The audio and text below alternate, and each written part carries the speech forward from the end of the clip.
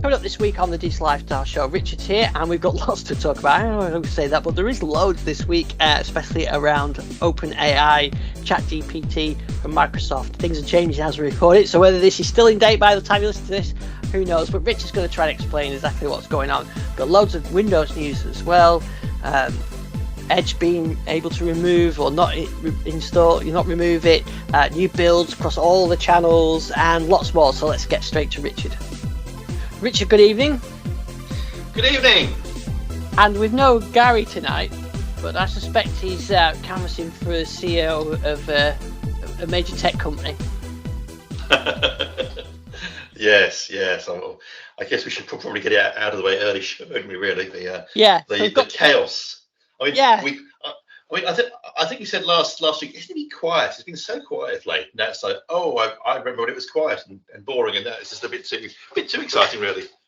Yeah. So we've got lots to talk about tonight, but the OpenAI stuff, I'm having trouble following up. I've seen one thing on Twitter, then you see something else, and it's changed again. So what's happening with OpenAI?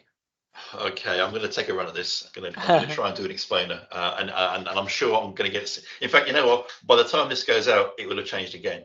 Yeah. But this is what I think happened. So you, at the end of last week, I think was it Friday? This all kicked off.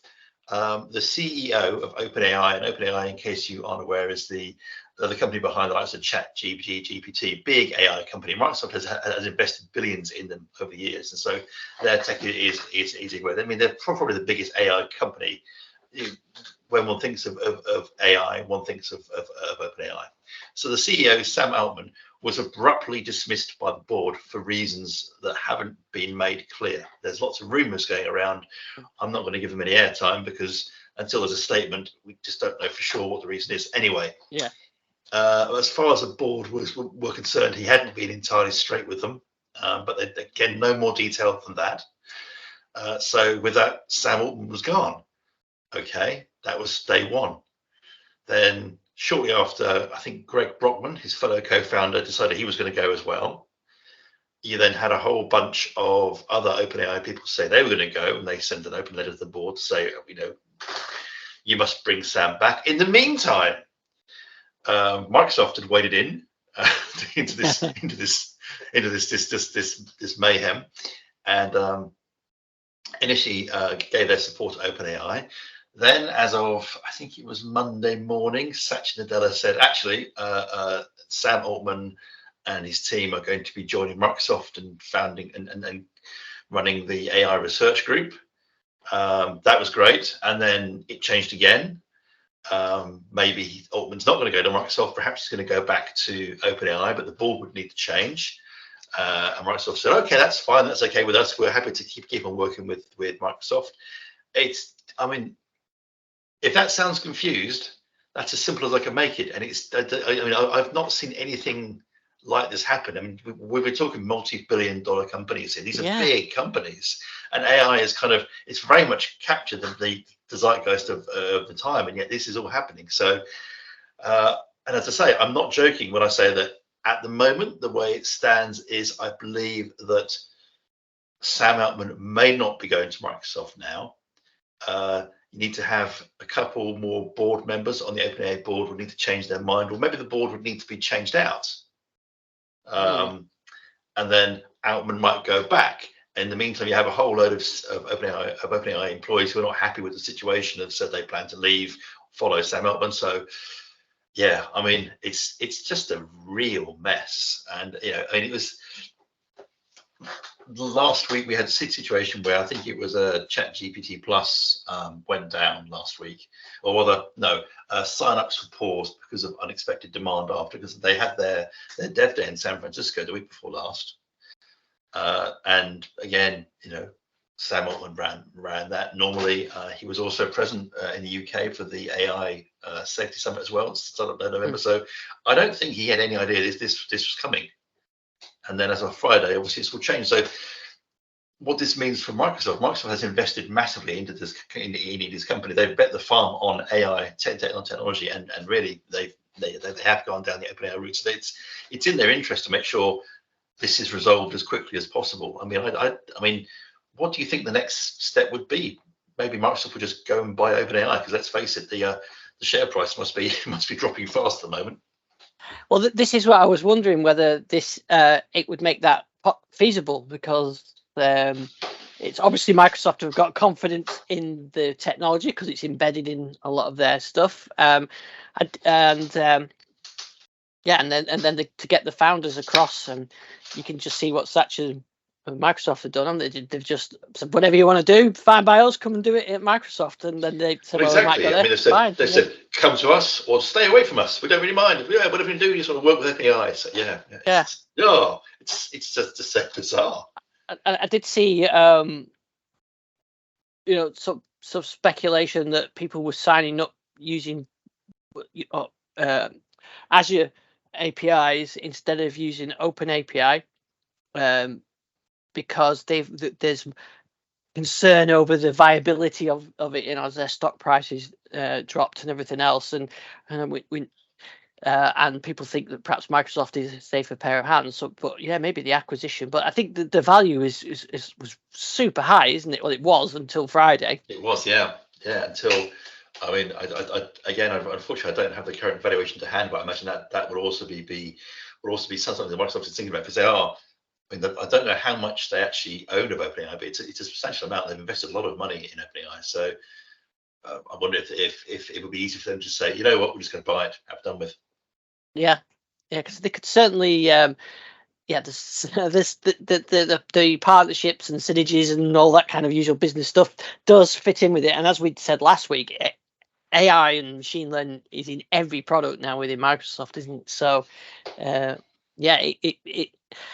they wouldn't want to lose to a competitor, say Google or someone like that, would they? So if there's any sniffing around of potential purchasing, then I think Microsoft would be the first in the queue. Yeah, definitely. It's because they are. I'd imagine that there are various clauses in their investments, because you're pouring we're talking billions of dollars here. They're poured into OpenAI. I mean, you're not going to pour that kind of money in without some kind of plan to acquire the company, or to stop going elsewhere. But I mean, I do wonder. I mean, Google and Co have stayed very quiet as this has all been unfolding. Yeah, they definitely have. Yeah, so it's interesting. It bumped Microsoft's share price up quite a bit as well. Yeah, I know. I mean, Microsoft is very valuable. It's just but I mean, Microsoft is in such a strange position now, because they have. They've embedded this technology in so much of their product line that I don't know how they can really allow this chaos to continue, because they need the tech to be working. It needs to be stable, and at the moment, stable is not the word I'd use to describe what's happening at OpenAI. It's so strange. And of course, as you know, Gary is going to be CEO. So yes, you heard it here first. Yeah, it's his turn. And then I think it's your turn, and then I think next weekend it's my turn. Is that right? Is it how we're doing it? I think that's how we're doing it. Yeah.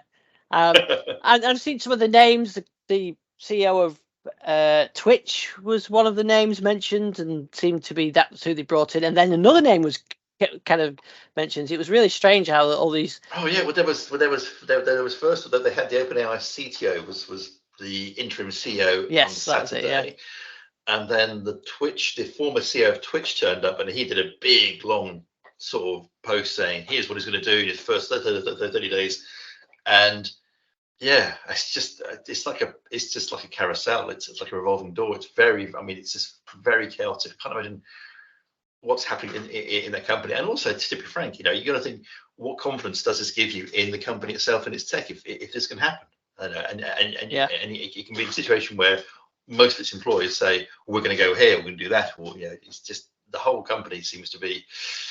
It's a bit worrying, really. It's a bit concerning. If I was excuse me, if I was an enterprise looking at AI tech, I'd be looking at this very nervously now.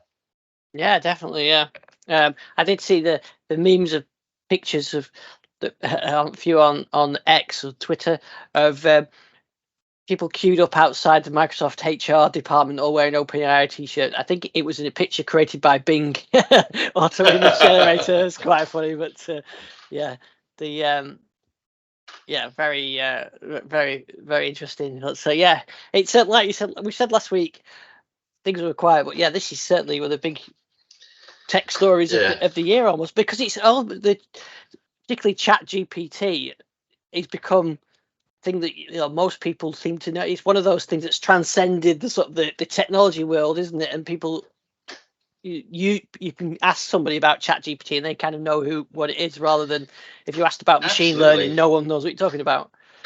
Well, exactly. I mean, that's exactly right. I mean, I was talking to people at the recent KubeCon, and to a person, and the date was, AI has captured the zeitgeist of the moment. Whereas, of course, we in the tech world know about containers and orchestration, what have you, but that may be what's running behind the scenes, but it's AI that people, that ordinary people are talking about and worried about. But I think here, I mean, the timing, it came right on the heels of Ignite. It came just after the OpenAI Dev Day. So the timing is terrible, and it's just the suddenness of it. I mean, I don't think anyone saw this coming. It was, I mean, obviously, I guess the board must have something inkling, but it was so sudden how quickly it happened. And now, of course, we're just in this floundering, and I think the fact we are in such chaos now indicates there was no real plan for what was going to happen.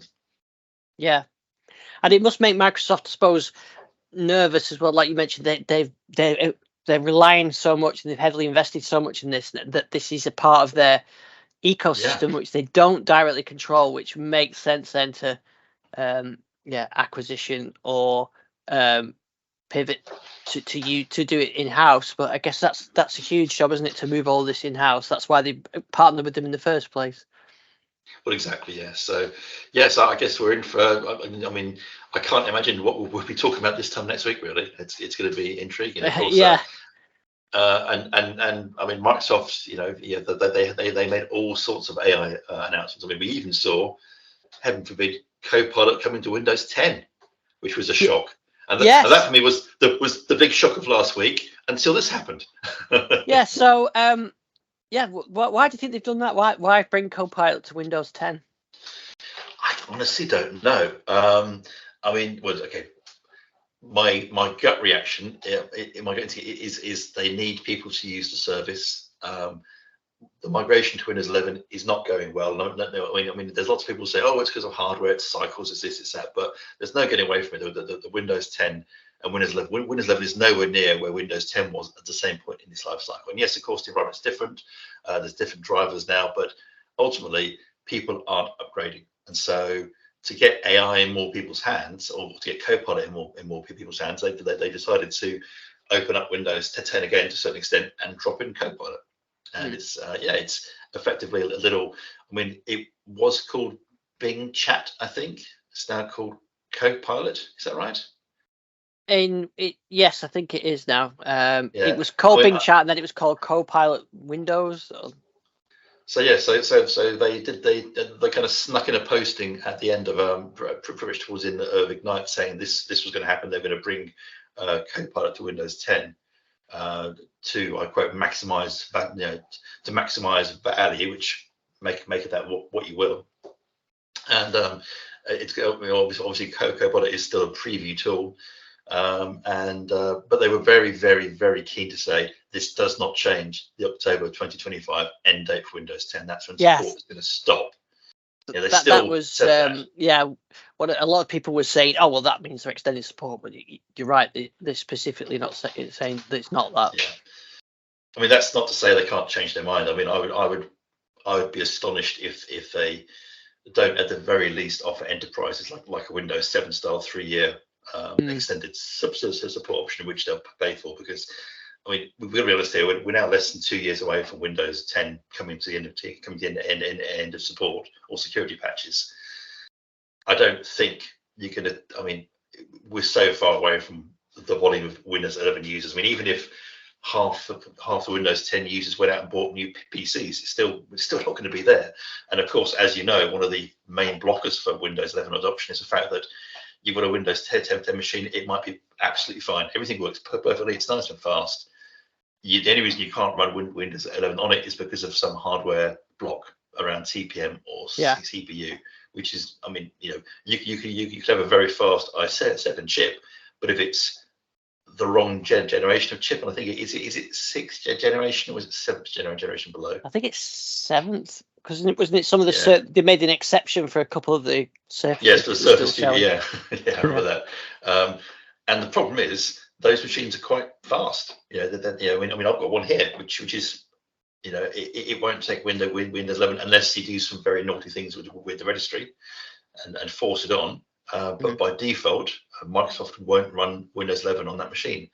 And this means to run Windows 11, you've got to effectively throw that machine away and buy a new one that can take Windows 11. And I think people just aren't doing that. So that's the situation Microsoft has. It's almost like it's like the worst self-inflicted wound in history, up until obviously what's happened with OpenAI.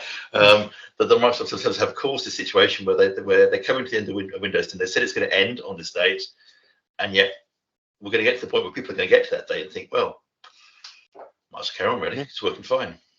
Yeah, I mean, they had the same issue, didn't they, with XP, and the same issue with Windows 7 when they yeah, but did they though? I mean, XP and 7 got extended support for it. They did, but yeah. I mean, there was nothing hardware-wise stopping you running 7, was there really? Or just taking a machine that was running 7 and putting Windows 8 in it or Windows 10. There was nothing. In fact, to the point where Microsoft actually did free upgrades, didn't they, for a while? So it was user apathy rather than the technology. Yeah.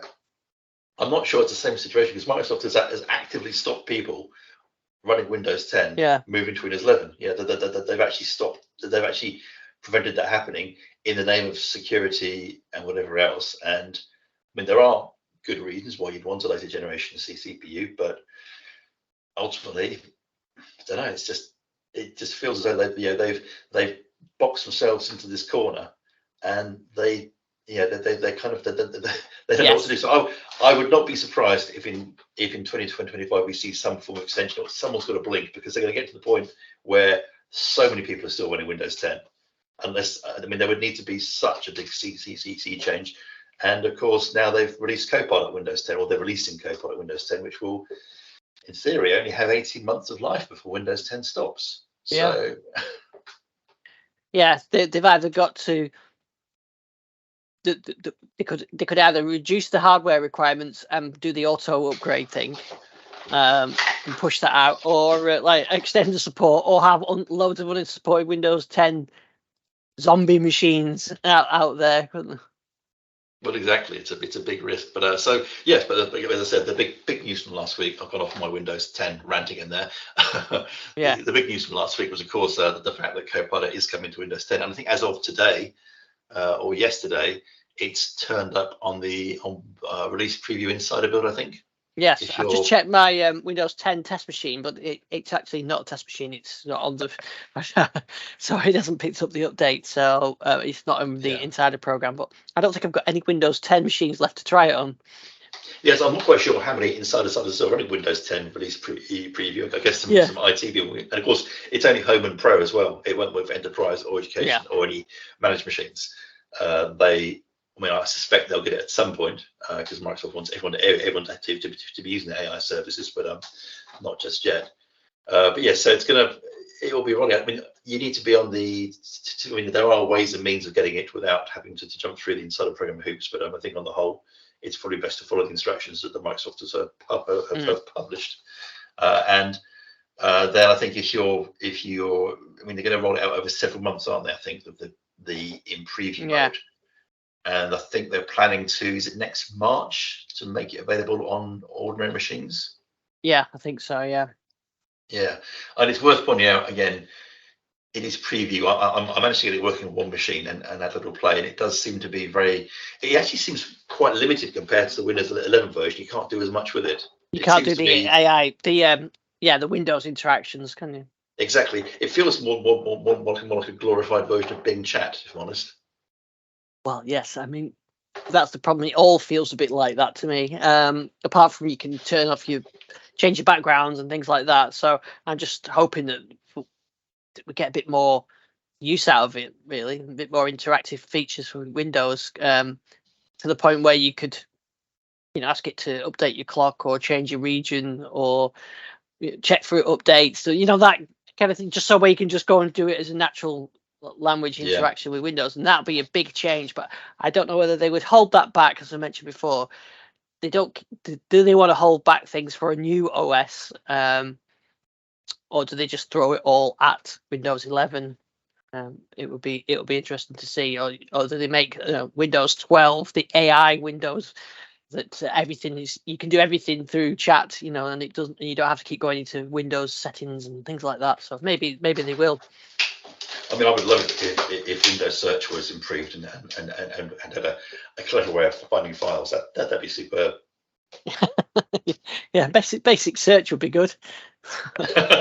Yeah, search working full stop. That'd be quite nice. Yeah. So, so that's what's happening. But as I say, while Copilot, surprisingly again, that for me was the big news up until the OpenAI thing. But Microsoft are still sticking to their guns with that end of support date being October 2025, which I think is the thing to watch next. Yes. Because if they're putting Copilot on, if it's going to hit March, that only gives it 18 months. So I don't know. It feels like there's an extension in the offing, but we'll see. There's nothing official at all.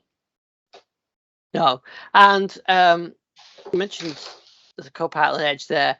Microsoft also announced this week changes to Windows around Windows 11, and I think Windows 10 as well, for the European Economic Area, which actually enables you to completely uninstall Edge, which for the first time, I think.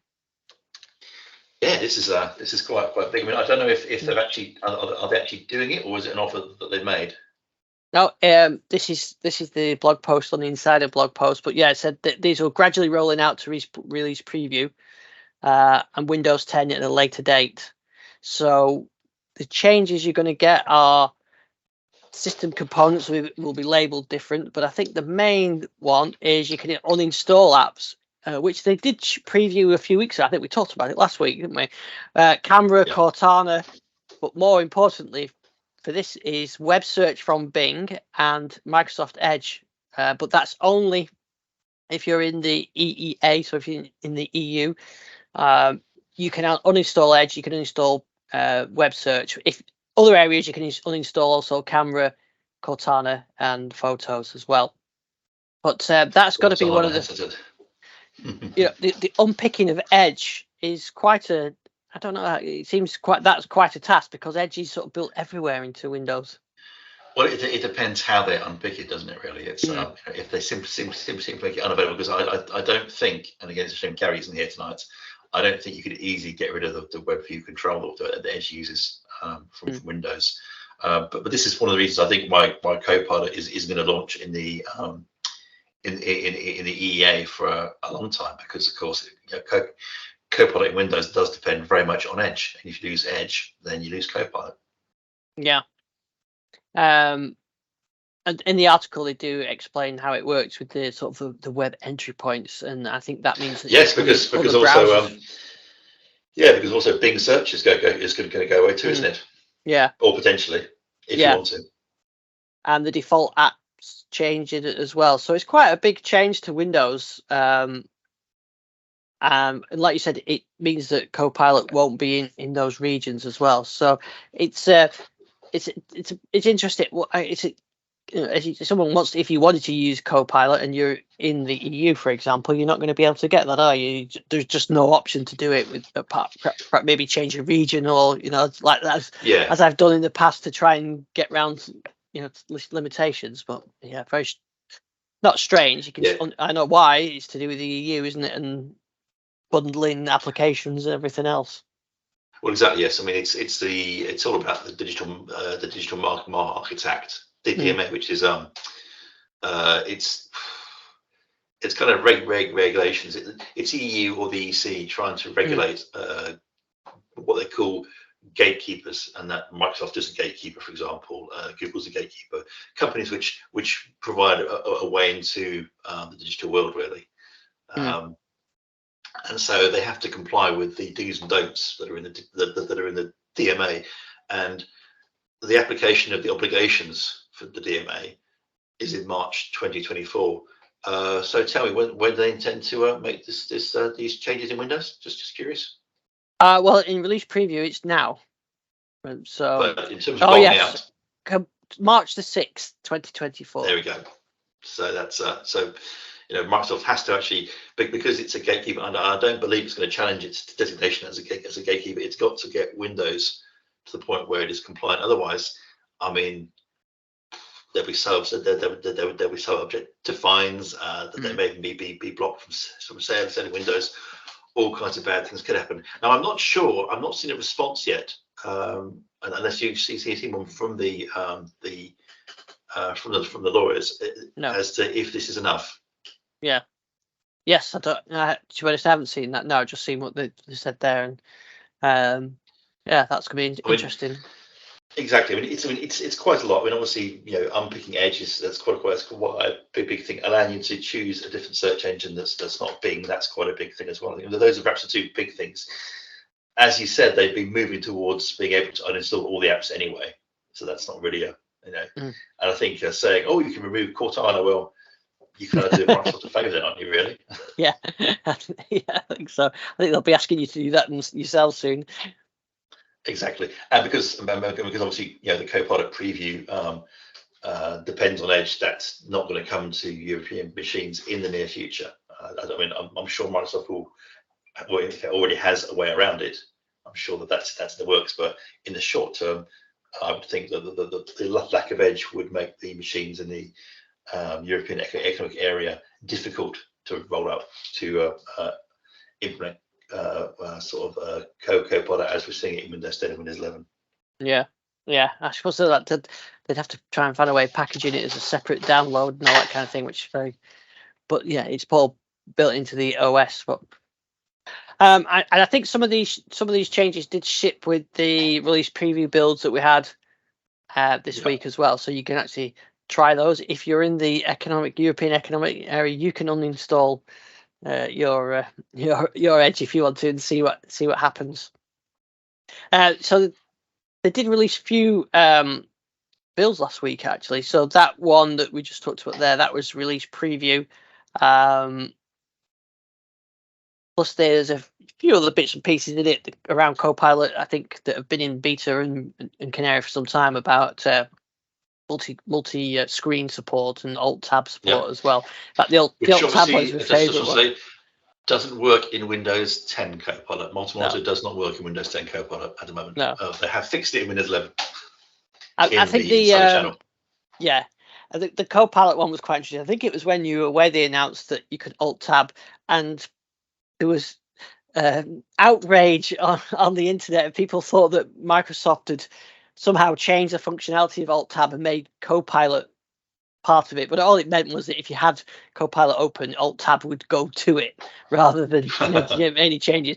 But it was, I did see a few clickbaity headlines saying, alt tab changed by Microsoft for AI, and no, that's not the case. It was just if you had it open, you would tab to it. If you didn't, it didn't. So yeah, it wasn't quite as drastic and dramatic as some people made out. But yeah, so there was a few changes to that. There's quite a lot of fixes actually in it as well. So that release preview one, but because it's a bit, release preview is now 22 H2 and 23 H2 now. So they've got this Windows 11, yeah. So release preview now has either version, and I've noticed my Surface Laptop Studio still hasn't been offered 23 H2 yet.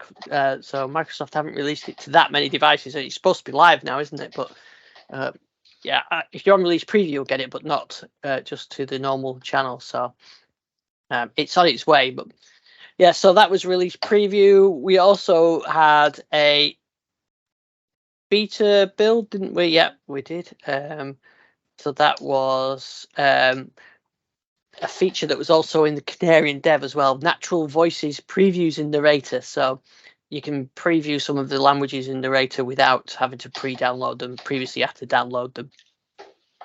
And the rest of it was sort of fairly minor changes around sharing and nearby share. And I think those were the same, if I remember rightly, those were the same changes that were in the Canary and Dev Build. I'm just bringing up notes. Yeah, so that was on the 15th last week. There was some changes to Windows Share, and there was a change to settings, but not much in that one. So no, I didn't do any build videos on those. And on the Dev channel, you got the narrator previews and the changes to Windows Share. Oh, and Steps Recorder's going away. I didn't even know it was a thing, actually. I don't remember. I don't think I've ever used that one. PSR.exe is the Steps recorder, and that's been replaced by Snipping Tool and Clipchamp. I'm sure there'll be lots of people that use that. If you're one of those people that use that, you'd be really sad probably to see that's going away, but probably not many people.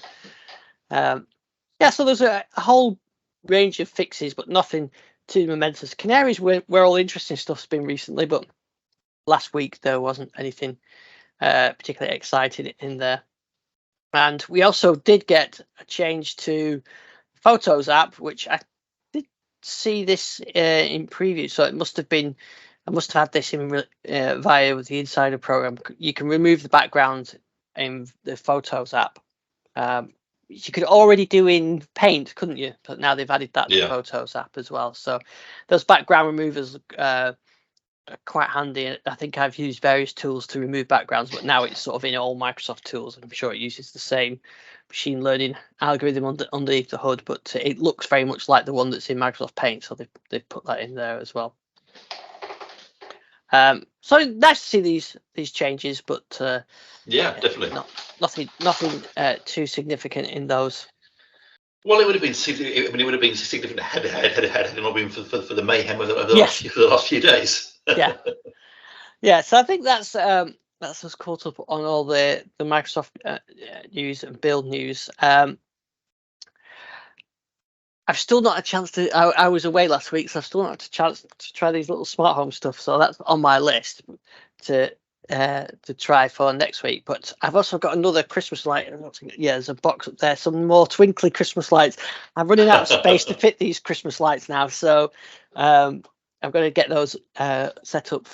But my rule is you can't have Christmas lights up before the 1st of December, so I won't be doing any testing of Christmas lights until the 1st of December.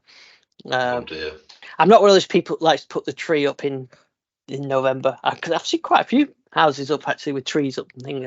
Yeah. Oh yeah. I mean, my sister-in-law, her tree went up about 2 weeks ago. No, I can't be doing that. No. Well, we see. Luckily, because we're having some major works done in the house, we can't have a tree up anyway this year, which I was secretly really happy about. but don't tell my kid that. Yes. Okay. Well, yeah, you don't be called Scrooge. Exactly. I'm going, humbug. Yeah.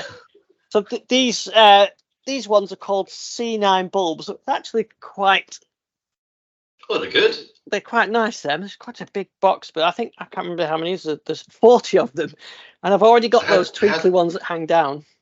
So how do you control them? You can control them through the Twinkly app, and just like the others, like these ones here, you map them with your phone. So you use the phone so it understands where you've put them, so it can apply the patterns correctly. So if you have, say, a red wipe, it goes across like that. It's not just going LED 1, 2, 3, 4, 5. If you've got them, say, 2 rows together, then 2 rows together, it knows where they are and it does the patterns accordingly. So just like these ones here that I've got, and the outdoor ones that I had up last year. So, and then you can combine them together as well, so that you can have multiple sets and even different sets that you link and obviously take the picture. So you choose your phone and it does the mapping. So look quite nice actually. They're quite chunky ones them. So I'll see what they're like. So, but I think. I'm going to combine those with the other ones that I had from last year, the icicle ones, and yes, we'll see how many Christmas lights we have outside. I'll probably get in trouble for too many lights outside, but yeah, I do have some neighbours that go really to town on this. I'm not one of those people that really go crazy with it, but this is where the smart home is good, I suppose. If you're one of those people who really likes extravagant with As long as Christmas you're very lights. careful with your services, make sure you support isn't suddenly pulled without warning. Yes, that's right. Yeah, I mean that's the thing with all these. Whatever supply, especially if you buy like these, ones that from a dedicated supplier, if that supplier disappears, then those lights aren't going to work anymore. So if you roll your own with a Raspberry Pi, then you've probably got more. That's not something you have to risk, but then of course you've got to create your own solution then. But maybe a good idea to get yourself a Raspberry Pi 5 and use one of those. I would say maybe a bit overpowered for that. Yes, that's right. Yeah, are they shipping now, the Raspberry Pi 5s? I think they're slowly trickling into the channel. I mean, it's they're just fulfilling all the pre-orders. So if you ordered one, I think last month, there's a good chance you get it before Christmas, but it's tricky. It's one of those things again. It's just it's supply and demand. There's just everyone they're very popular, which is great, but this is a success story. But equally, if you want one and you waited to the announcement, then you may not get one this year. Might get one before Christmas. I mean, I obviously had my review sample, which was great, but I do have one and actually one on order. And I've been told it should be here before Christmas, but we'll see. And I ordered it probably a week after the announcement. I think if you subscribe to Magpie, the Magpie magazine, I think you had an option to get early there. But the Pi 5 is is a very powerful bit of kit. I think there are suppliers of other Pis, and if you want one right now and you live in the right place, I believe you can get one from the Cambridge store. I think they're in stock there, but they obviously won't post it to you, and I think they already says anything like one device per person. But I think you should be able to get one there. Although I'd suggest perhaps calling before you go. I mean, I've actively considered going there because I can get a train, because I live in a place called Brighton on the south coast, and I can get a train direct to Cambridge from here. So I can perhaps pop up and just get one, and then I think I'm too lazy really. I'll just wait till it arrives. Yeah. Also because I've got some Pi 4s and some 3s here as well. So, and they do most things. It's just because I want to experiment with do some more experimentation with the Pi 5, because I've seen more distributions of more Linux distributions have begun to turn up now. So it's almost a usable machine really. It's fast enough that it's actually more of a practical thing. I'm really looking forward to when you see people start getting things like Windows up on it, because it's so much faster. And if you go for the 8 gig version, you've got enough RAM to actually make Windows quite usable. So, be interesting to see if this tiny little sort of a machine, which is 67, 70 pounds, can actually do some really impressive desktop things as well as its IoT stuff. Yeah, that's right. Yeah, it's interesting for that. And I think, like you said, some of the older ones for smart home stuff are still absolutely ideal. I've got a light strip running over there on a Pi 3, and it runs fine. So yeah, and again, I'd say a Pi 3 is probably overpowered for that. Yeah. I mean, a Pi 0 can do most things like that very, very well. Yeah. Although I never did make my Doom clone work properly because I just couldn't get the refresh rate on the. I mean, I think it's basically my bad coding, but I couldn't get the rasterization of the pixels. I couldn't get that going fast enough on the LED lights to make it that practical. But it was quite fun to work in it. Perhaps I'll put the code in GitHub one day, if I'm not too ashamed of it. Yeah, that's it. And just also to mention, I was traveling last week, took the Surface Go 4, which was got it for, and it worked really well. It's a great device for when you're traveling because it's nice and light. I used the pen from the Surface Laptop Studio I took with me. So yeah, it's really great for traveling light. It does everything you need it to do if you're only interested. I was just doing a bit of OneNote browsing, email, that kind of thing, and it was great for that.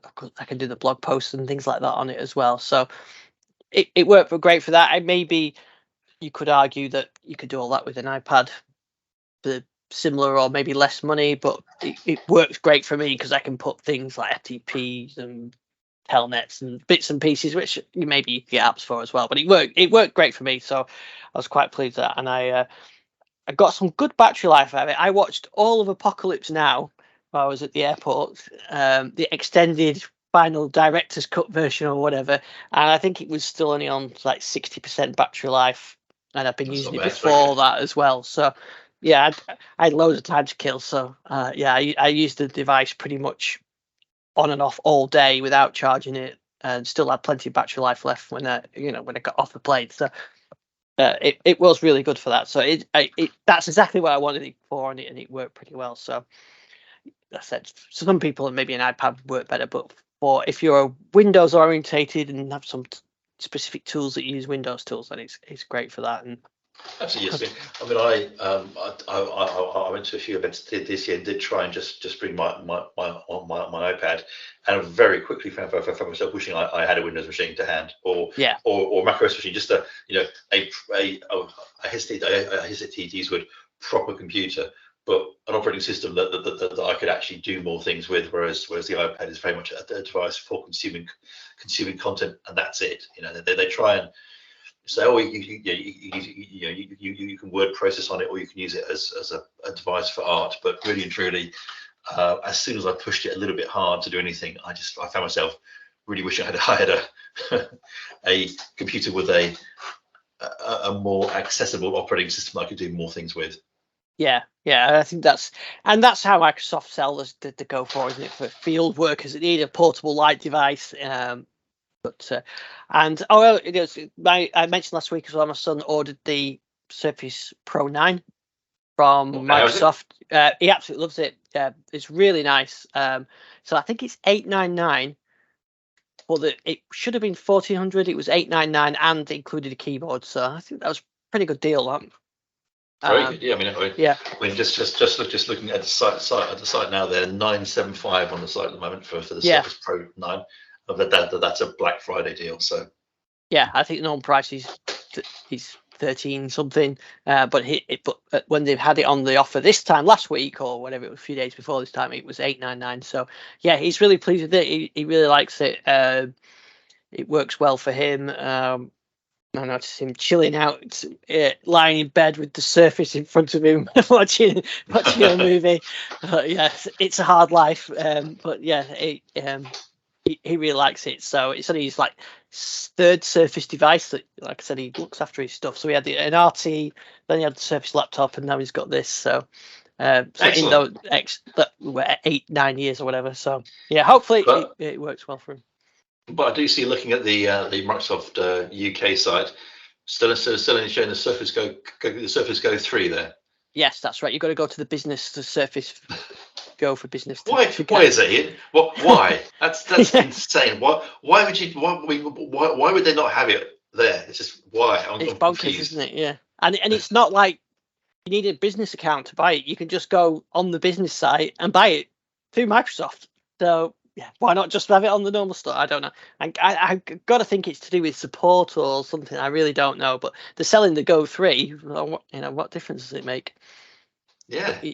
And the price is not worth, arguing over as well. So it's very strange. It makes who knows? Maybe I'll go and ask ChatGPT.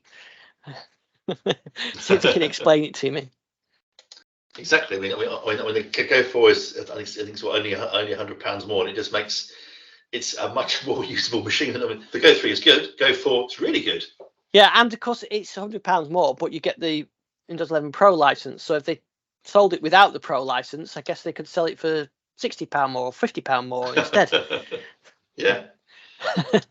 Yes. Well, we don't know. We've no idea. So maybe AI can figure that out for us. Maybe they use AI to figure out their strategy for that. I don't know. It's very strange. Yes. Well, I think that's just everything we've got time for this week. So where can we find you? You can find me on most social media apart from X. Just do a search for Richard Speed and I'll be there somewhere. Yes. And you find me at IS Dixon on most social medias, but only actively posting on X when I remember to do so. While you're still allowed to. Yes, that's right. So as soon as it becomes I have to pay for it, then I'm gone. That'll do me. Right. Well, many thanks for joining us tonight. Oh, we're going to take a break next week because I'm having a week off, so we'll be back the week after. God knows what's happened by this time in 2 weeks, but we'll make sure we catch up with all the news then. It'll be very exciting, won't it? Yeah, it will. Right. Well, we'll see you in a couple of weeks. Cheerio.